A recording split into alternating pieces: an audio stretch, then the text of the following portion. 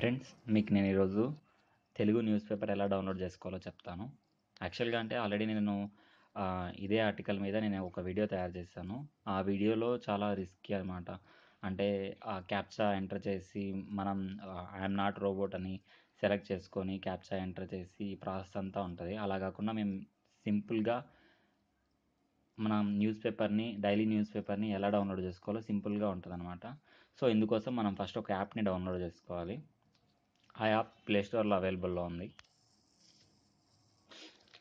ఆ app name ఈ news అని టైప్ చేయండి. సో ఫస్ట్లోనే లిస్ట్లో ఉంటుంది తెలుగు ఈ న్యూస్ అని. అలా కాకుండా నేను ఈ లింక్ ఈ వీడియో డిస్క్రిప్షన్లో కూడా నేను ఈ లింక్ని ప్రొవైడ్ చేస్తాను. సో సెలెక్ట్ చేసుకోండి, తర్వాత ఇన్స్టాల్ చేసుకోండి. ఆల్రెడీ నేను ఇన్స్టాల్డ్ కాబట్టి అన్ఇన్స్టాల్ ఓపెన్ అనే 2 ఆప్షన్స్ చూపిస్తున్నాయి. సో నేను ఓపెన్ చేస్తున్నాను, చూడండి. ఇక్కడ తెలుగు ఇంగ్లీష్ 2 లాంగ్వేజెస్ మాత్రమే అవైలబుల్ ఉన్నాయి. సో ఇప్పుడు మనం తెలుగు సెలెక్ట్ చేసుకుంటున్నాం. ఏ స్టేట్ కావాలంటే ఆ స్టేట్, ఆంధ్రప్రదేశ్, తెలంగాణ, మనకి ఏది కావాలంటే అది సెలెక్ట్ చేసుకోవచ్చు. ఆంధ్రప్రదేశ్.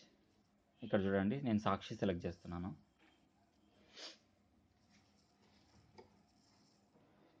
ఇక్కడ మెయిన్ ఎడిషన్ డౌన్లోడ్ ఉందిగా, దాన్ని క్లిక్ చేయగానే మనకు బ్రౌజర్ నుంచి డౌన్లోడ్ ఆప్షన్స్ చూపిస్తుంది అనమాట. మనకి ఏ బ్రౌజర్ నుంచి డౌన్లోడ్ చేసుకోవాలని.